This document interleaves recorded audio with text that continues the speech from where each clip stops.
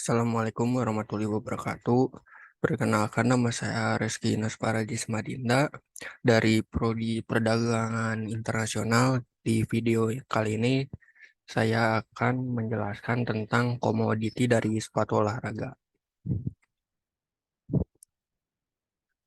Ini adalah pengertian dari komoditi, yaitu meru- sepatu olahraga merupakan komoditas utama ekspor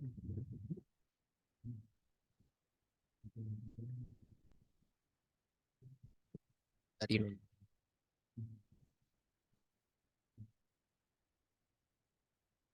Satu komoditas utama ekspor di Indonesia.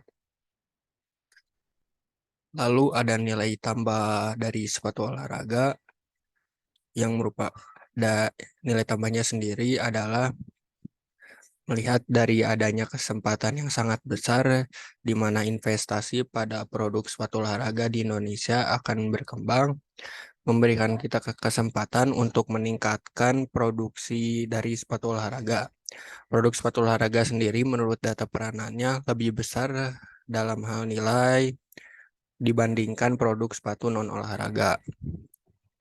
Lalu asal komoditas dari sepatu olahraga sendiri adalah pada awal sejarahnya pertama kali dimulai pada tahun 1839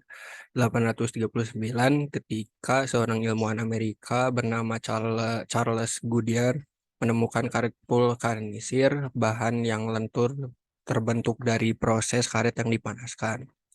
Beberapa dekade setelah penemuan tersebut, muncullah terobosan karet yang dipasangkan pada sepatu untuk mendapatkan sol yang lebih tahan lama.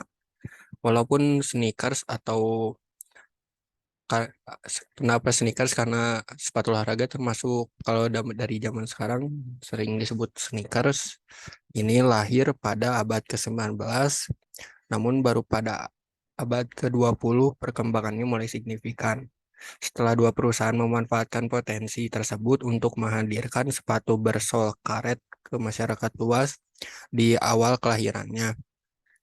Lalu sepatu dengan sol yang terbuat dari karet memang hanya bisa dipakai oleh segelintir orang yang memiliki privilege pada saat itu. Nah, lalu di sini ada grafik ekspornya yang dimana dari tahun 2012 sampai 2017 mengalami naik turun, nilai grafik yang naik turun. Lalu di tahun 2018 mengalami kenaikan sedikit demi sedikit. Nah, ini adalah negara tujuan ekspor dari sepatu olahraga. Nah, dari dari kedelapan ini tujuan utama dari ekspor sepatu olahraga yang diinginkan Indonesia adalah ke Amerika Serikat karena di mana di sana permintaan dari produk ini sangat banyak. Nah, lalu ada nilai ekspornya di tahun 2017 sendiri, nilai ekspornya 429 juta 421 juta. Lalu di berat ekspornya sendiri ada di angka 21 juta. Lalu di tahun 2018 nilai ekspornya berada di angka 427 juta US dollar. Lalu di beratnya ada di angka 21 juta US dollar. Lalu di tahun 2019 nilai ekspornya ada di angka 366 juta US dollar. Lalu di beratnya ada di angka 18 juta US dollar. Lalu di tahun 2020 nilai nilai ekspornya ada di angka 461 juta US dollar. Lalu beratnya ada di angka 23 juta US dollar. Nah, lalu ini ada grafik import yang dimana kegiatan impor dalam sepatu olahraga ini termasuk yang lemah dibandingkan dari kegiatan ekspornya.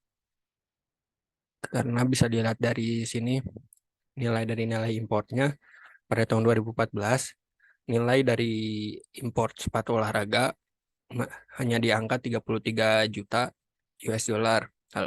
Lalu di beratnya ada di angka 4 juta US dollar.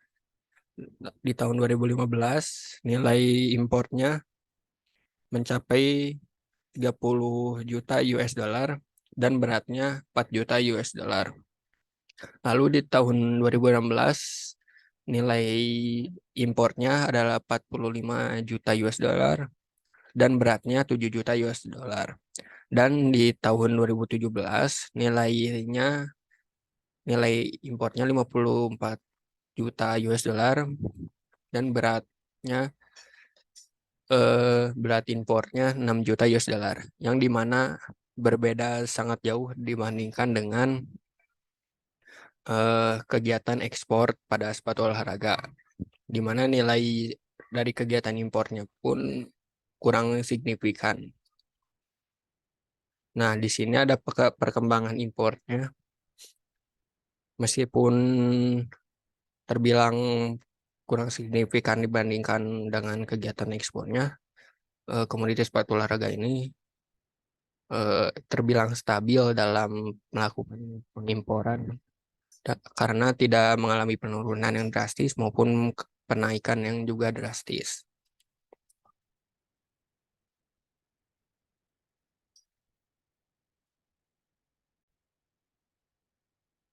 Lalu, nah di sini ada pun neraca dari kegiatan ekspor impor,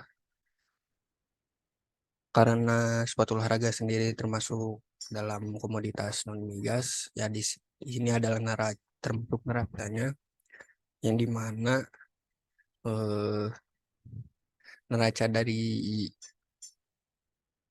karena sepatu olahraga kan masuk alas kaki, jadi dihitung dalam hal alas kaki. Nah, di dalam neracanya yaitu kegiatan ekspornya sendiri mencapai 2,37 2,307 miliar US dollar. Lalu di kegiatan importnya, di neraca importnya hanya mencapai 348 juta US dollar. Nah, komoditi terhadap negaranya sendiri adalah Indonesia masuk dalam 4 besar produsen alas kaki dunia di bawah Tiongkok, India, dan Vietnam dengan produksi 1,41 miliar pasang sepatu pada tahun 2018. Indonesia berkontribusi sekitar 4,6% terhadap total produksi sepatu dunia. Pertumbuhan industri alas kaki semester 1 tahun 2021 mengalami kenaikan sebesar 2,4% dibandingkan periode yang sama tahun 2020 yang masih minus di angka 4,5%. Kontribusi industri alas kaki kepada PDB di semester 1 tahun 2021 juga menunjukkan angka positif di angka 13,8 triliun dibandingkan periode yang sama tahun 2020 sebesar 13,5 triliun. Nah, lalu cara menjaga kontribusi dari komoditas berolahraga sendiri yaitu dengan menjaga ketersediaan bahan baku agar pada saat memproduksinya kembali atau bahkan saat permintaan dari produksinya banyak, tidak terjadi hambatan karena kehabisan bahan baku. Lalu yang kedua ada menjaga kualitas ataupun menambah kualitas agar daya saing di pasarannya pun tidak kalah dan supaya lebih baik lagi. Lalu menjaga kualitas harganya. Lalu yang keempat, memanfaatkan media sosial sebagai sarana penjualan dan promosi agar meningkatkan produksi kegiatan ekspor keluar. Lalu yang terakhir, mencari banyak investor dari negara maju agar bisa lebih berkembang. Nah, di sini kesimpulan yang bisa saya dapatkan adalah Indonesia masuk dalam 4 besar produsen alas kaki dunia dan Indonesia berkontribusi sekitar 4,6% terhadap total produksi sepatu dunia. Lalu yang kedua, pertumbuhan industri dari sepatu mengalami kenaikan sebesar 2,4% dibandingkan periode sebelumnya yang masih minus di angka 4,5%. Lalu yang ketiga ada kegiatan ekspor yang dilakukan menambah pemasukan untuk negara. Dan yang terakhir untuk meningkatkan perkembangan komoditi non-migas perlu menjalin kerjasama dengan para investor dari negara-negara maju. Nah, sekian dari yang bisa saya sampaikan. Mohon maaf apabila masih kurang jelas dalam penerangannya. Wassalamualaikum warahmatullahi wabarakatuh.